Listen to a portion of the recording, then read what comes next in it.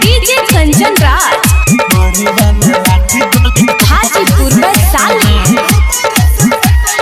चौवन साइड मंगिया में से नूरा सजैतोगे चौवन साइड मंगिया में से नूरा सजैतोगे मड़ुआ में लाठी गोली हमारे से खैतोगे मड़ुआ में लाठी गोली हमारे से खैतोगे अगवा साला हाथ जहिया हमारा धरैतोगे अगवा साला हाथ जहिया हमारा धरैतोगे मड़ुआ में लाठी गोली हमारे से खैतोगे मड़ुआ में लाठी गोली हमारे से खैतोगे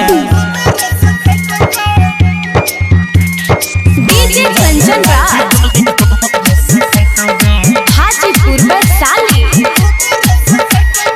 मंगिया टिका के जदी जाबी पिया घर के तोरे चलते खाई ले बकिन के जहर के मंगिया टिका के जदी जाबी पिया घर के तोरे चलते खाई ले बकिन के जहर के तोहारो जवानी छोड़ी ओइने सैरा जतोगे तोहारो जवानी छोड़ी ओइने सैरा जतोगे मड़ुआ में लाठी गोली हमारे से खैतोगे मड़ुआ में लाठी गोली हमारे से खैतोगे अगवा साला हाथ जहिया हमारा धरैतोगे अगवा साला हाथ जहिया हमारा धरैतोगे मड़ुआ में लाठी गोली हमारे से खैतोगे मड़ुआ में लाठी गोली हमारे से खैतोगे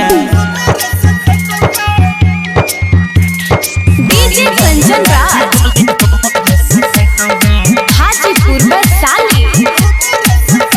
अभिनंदन हरिया के तक जभी दुख दे रतिया के सेज वाला पाए भी न सुख अभिनंदन हरिया के तक जभी दुख दे रतिया के सेज वाला पाए भी न सुख राइटर विशाल मने मने गरियतोगे राइटर विशाल मने मने गरियतोगे मड़ुआ में लाठी गोली हमारे से खैतोगे मड़ुआ में लाठी गोली हमारे से खैतोगे अगवा साला हाथ जहिया हमारा धरैतोगे अगवा साला हाथ जहिया हमारा धरैतोगे मड़ुआ में लाठी गोली हमारे